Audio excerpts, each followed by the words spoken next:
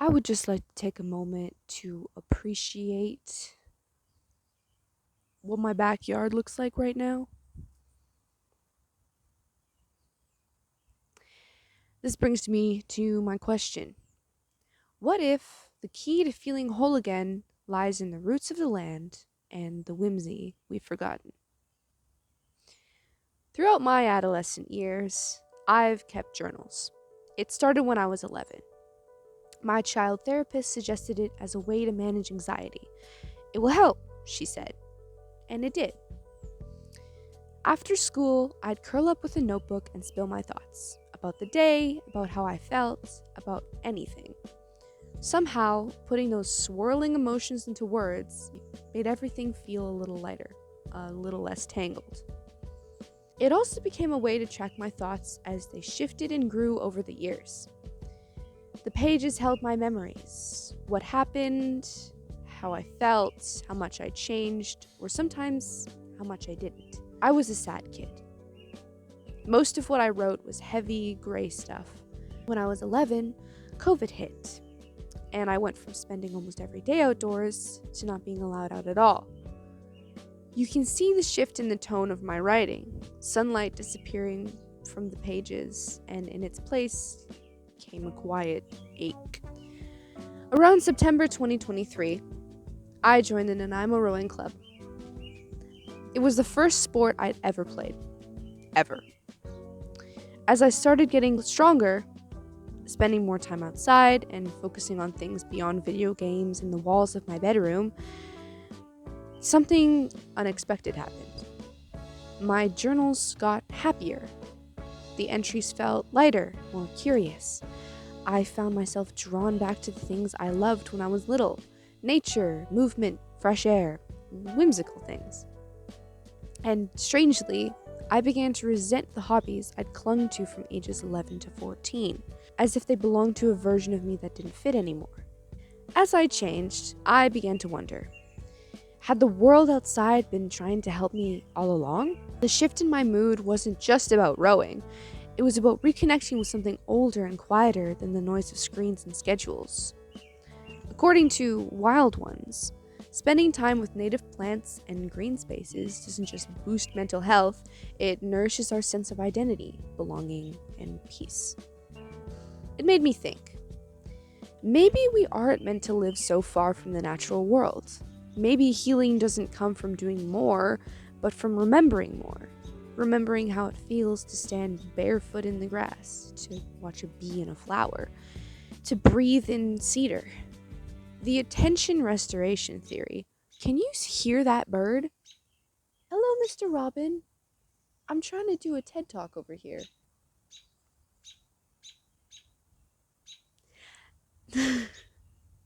Editing Emmy here. Hi. Yes, I'm still outside. I would just like to point out that I think it's really funny that I got distracted by a bird talking about an attention restoration theory.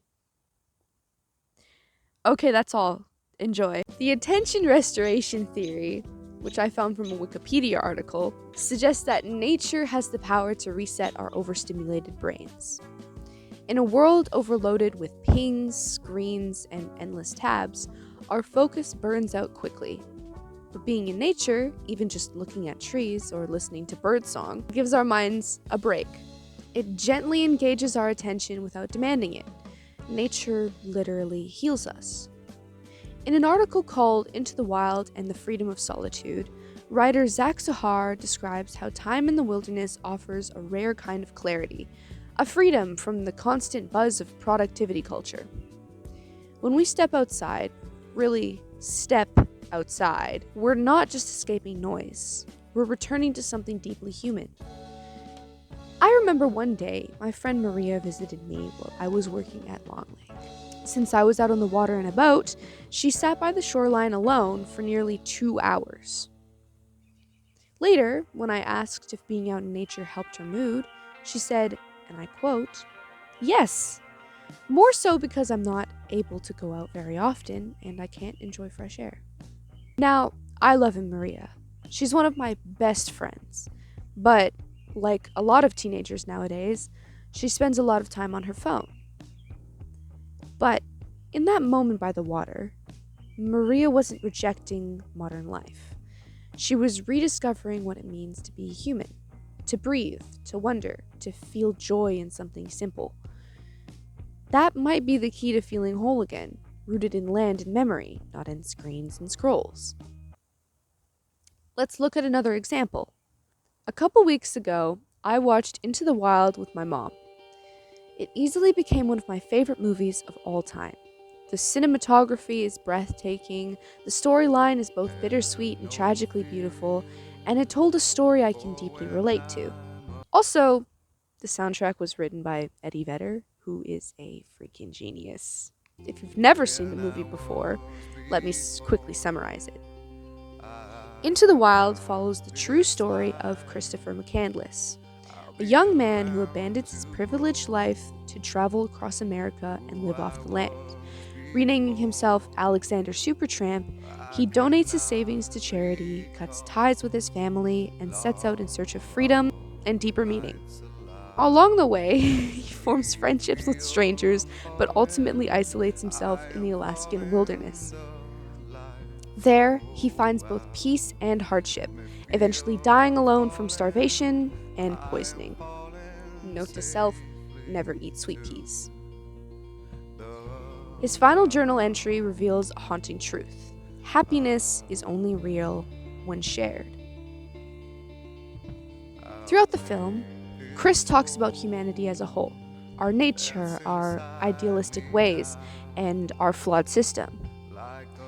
Chris is deeply critical of society's materialism and the superficial connections it fosters. He believes that true fulfillment cannot be found in wealth or status, but in genuine experiences and relationships. He also talks about our disconnect with the world around us, where, although we may live on planet Earth, it's actually quite rare to find people who spend time in nature. Chris believes that modern life has distanced people from the natural world and from each other, leading to a lack of genuine connection and purpose. After cutting ties with society, Chris begins to feel joy in its rawest form, discovering what it means to live with intention. The joy of life comes from our encounters with new experiences, he writes, chasing sunrises, mountains, and strangers with open-hearted wonder. He calls it his spiritual pilgrimage, a mission to kill the false being within and reclaim his truest self in the quiet of the Alaskan wilderness. His story, though tragic, shows us something important. Nature also doesn't just heal, it reveals. It strips away the distractions, the screens, the noise, and leaves us with what's left. Us. And that might be where the wholeness lives, not in having more, but in remembering how to simply be. Christopher McCandless was also a brilliant poet. He was a real person who documented his whole journey through a series of notes and poems under the artist tag Alexander Supertramp. And, much like myself, he wrote about his feelings and how the natural world helped him understand them. He wasn't just escaping society, he was searching for meaning in the things we forget to notice. His words weren't loud or preachy, they were thoughtful, curious, sometimes achy. And through every step he took away from cities and clocks and concrete, he seemed to get a little closer to the part of himself that felt real. One last thing that I've noticed lately. People are kind of scared to be whimsical now. Like, really whimsical. To be dreamy or silly or deeply moved by a leaf that looks like a starfish. Or to say, wow, out loud just because the moon is huge. And I'm totally not talking about personal experiences here. And Chris McCandless talks about this too. How monotonous security can quietly suffocate the adventurous spirit. The very basic core of a man's living spirit is his passion for adventure. The joy of life comes from our encounters with new experiences.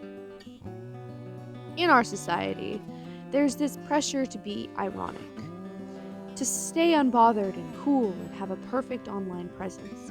But honestly, that's exhausting. I think we've forgotten how to be curious in a way that isn't cynical, to be in love with the world without needing to post about it. And maybe that's the root of our disconnection, not from nature, but from our own wonder. So I return to my question. What if the key to feeling whole again lies in the roots of the land and the whimsy we've forgotten? What if the solution isn't in another app or another achievement, but in sitting quietly beside a tree and letting it remind you what it means to be alive? What if the world has always been whispering to us, through flowers, through sunlight, through the sound of paddles dipping into lake water, but we've just been too busy scrolling to hear it? I think we can come back to ourselves. I think we can choose slowness, softness, and stillness. And in that choosing, we might finally remember what it feels like to be whole.